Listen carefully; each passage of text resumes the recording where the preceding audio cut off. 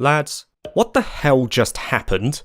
The Falcom news roundup for June is here, and it's a big one. Massive thank you to my man Hanske as always for his hard work in making this all known to us. Now, I realise there is the big news to go over, but as always, we all start with the merchandise. First of all, Falcom aren't giving up on Magical Girl Elisa. They've put some sort of alternative Cold Steel Universe art book on their site for sale. I don't know what it entails as they offered no sample pages, but hey, if you're an Elisa stan, enjoy. Following on with more books, it looks like there is also a final run for the second volume of the Zero no Kiseki comic and the last volume for the Tale of Louve. Again, I can't speak from personal experience for Zero, but I have read the latter novel, and though it may not be the most groundbreaking thing in the world, it does add a fair amount of backstory to one of the best characters in the Sky Arc. Soshi is the kind soul who translated these for our pleasure. I've put a link to them in the description. Now, in terms of more miscellaneous goods, there are Trails-themed umbrella markers on sale from Dengeki. In Japan, they're quite cool with leaving their belongings just hanging around without supervision, and the same goes for umbrellas. So, if you're over there and you want to show off your love for the series, then this is a good option. There was also some merchandise from Yahoo Shopping in partnership with OFC Mag, as they were offering tissue pouches, diorama stands, and smartphone rings. Bear in mind though that these are Hajimari related, and one of the diorama stands is a massive spoiler for the game, so maybe worth skipping out on this one if you haven't played it. Now moving on to Falcom directly, they were going all out with their own keychains, this time with their mascot Mishi. I wouldn't tell Tio about this. They also showed that the Japanese East 9 limited edition was on sale via their store as well, and it's been like that for a while. As of the time of recording, it is still up on the Falcom website at its discounted price, and I'm definitely contemplating getting one myself. Personally, I can't get enough of those Falcom limited editions. Also, if you have the Japanese Messenger app Line and you happen to be friends with the official Falcom account, you will also get new wallpapers every month for your phone, a nice gesture for what that's worth. Finally, moving on to Kotobukiya. Not only did they put up some additional Falcom merchandise like these Kia and Altina coasters at their Tachikawa store, but they also finally put up pre-orders for the Altina figure, which is now due to be released in November of 2021. It's a 1/8 scale figure, which is roughly about a foot high, and it went up for 14,850 yen on the Kotobukiya site, which translates to about £96 as of June 2021. If you order from them directly, you will also get this alternate faceplate exclusive to their site. It then didn't take too long for other retailers to offer the figure as well, with the likes of Army listing it for about 2,000 yen less, the western branch of Kotobukiya charging more but making it more convenient to ship for those outside of Japan, and Dengeki offering their own pre-order bonus in this acrylic stand. Now, for people wanting to purchase this, be aware that Kotobukiya do not accept orders that go to a proxy service, and if they find out that you're using this method, they will straight up cancel the order. So if you want that alternate faceplate, then you'll have to find another method. I myself have asked a mate of mine who still lives in Japan to purchase it for me, so I'm quite fortunate in that regard, but if you don't have any other means, then I would say just use one of the other retailers. Don't take the chance with Kotobukiya using a proxy, as you risk missing out.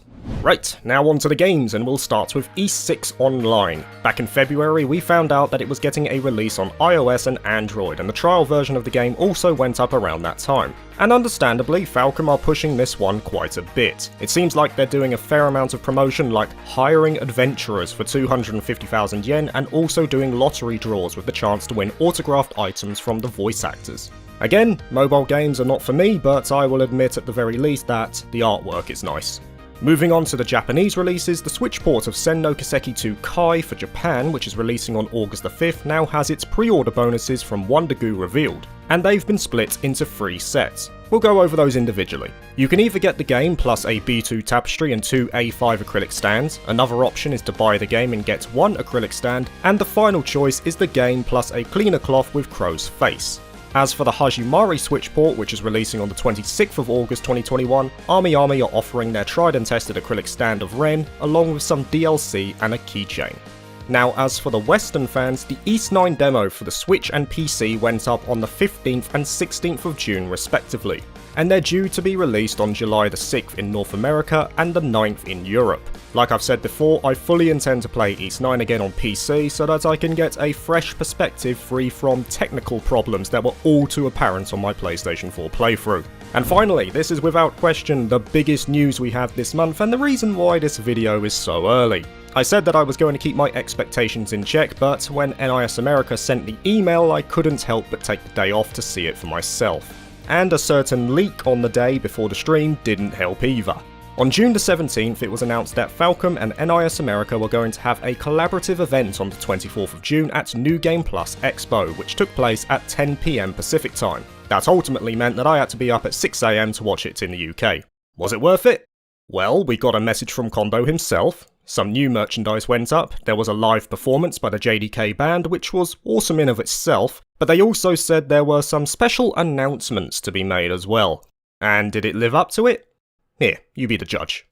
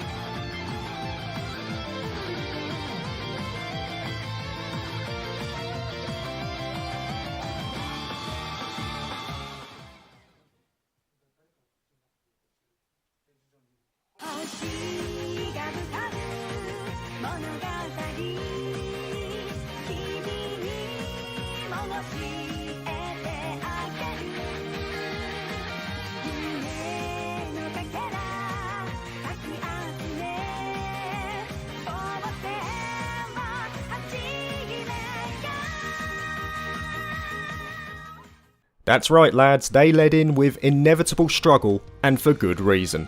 Official localizations for Zero, Azure and Nayata are now coming west on all platforms. PlayStation 4, Switch and PC are all getting the NIS America treatment. Zero is coming in fall of 2022, while Azure and Nayata are both coming in 2023. On top of that, the Geofront team had a very special announcement themselves, as it appears that they are indeed working in partnership with NIS America to bring these two games west. What a dream situation that is, and I'd like to think I speak for many in the fandom when I say thank you to all of them for their hard work. Unfortunately, that does mean that the patches for Zero and Azure have been taken down from their site, but that means you can just support the developer directly through the partnership instead. And in light of this, I also think I need to apologise as well. About a year ago, I did a video stating that I didn't believe official localizations for the Crossbell arc would ever happen. It didn't make rational sense in my mind. But naturally, I still wished that it would happen. Clearly I was wrong here, but I have never been happier to be wrong. Unbelievable stuff. But that's not all. Check this out.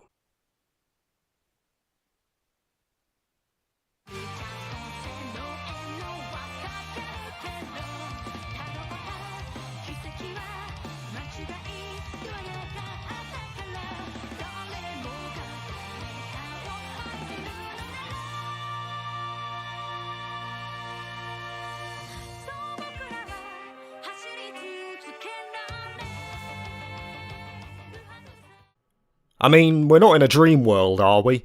We now have an official localization for Hajimari no Kiseki as well, translated to Trails into Reverie, and apparently it's due for a release in 2023 as well. This is just unreal. Mark this date in your calendars, boys, as something special in the series we know and love. And a small tidbit from Kondo during his interview beforehand that I do want to mention, because it appears that the relationship between NIS America and Falcom is with us for the long term, akin to what Clouded Leopard Entertainment and Falcom have in Asia. That is massive, and thank you so much to them for all their hard work on bringing our beloved Trails to the West. Alright guys, and after that exciting news we'll naturally go over Kuro no Kiseki as well, because there were some neat tidbits on that front as well. If you want to avoid news on this, then skip to this timestamp. So first of all, there was a Dengeki livestream on the 6th of June and they wasted no time showing off our first teaser trailer for the game. I had a full reaction to this about 2 weeks ago where we discussed the characters who appeared in this trailer and speculated on how the game will contribute to the wider narrative based on some of the scenes used. Check it out if you're interested. They also gave us a bit more info on the Altina figure, which at that point had not gone up for pre-order, following that up with the limited editions of Kuro no Kiseki, which also can be reserved. Now if you order directly from Falcom, you get the standard limited set which is known as the Spriggan edition, and they also have additional pre-order bonuses too that they haven't clarified as of yet.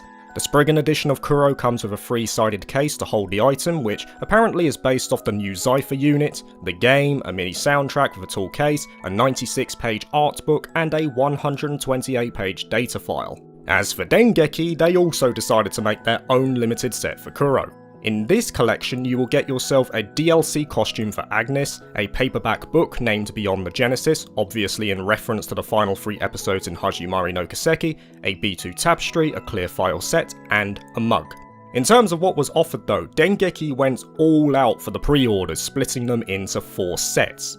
And of course we're going to go over each of them. Set 1 is the special edition from Dengeki, Set 2 is a combination of the Dengeki items and the Spriggan edition from Falcom, Set 3 is a 40th anniversary special which is all of the Dengeki items plus a special ornament replica, and Set 4 is the Dengeki special pack plus the Spriggan edition plus the ornament replica. So yeah, there was a lot to take in there. Other than that, the stream went over the likes of Naruto no Kiseki Kai, which of course is since released, and also there was a small bit on the anime as well. But that's not all, because on the 21st of June it was also announced that there would be more Kuro information in the latest Famitsu volume. And on the 23rd we got just that, though it wasn't too much to bite on this time around. What we got in this instance was the sprite art for 2 of the new characters who appeared in the teaser trailer, those being Renee Kincaid, voiced by Jun Fukuyama, and Elaine Auclair, voiced by Chiwa Saito, who are both affiliated with our main protag through one of the final Hajimari episodes.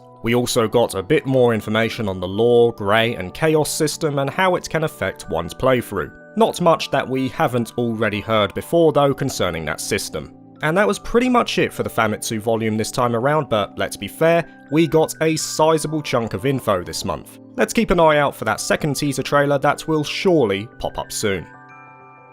And there it is guys, your Falcom news roundup for June is complete, and what a juicy month it has been. I'll catch you guys on the next one, peace.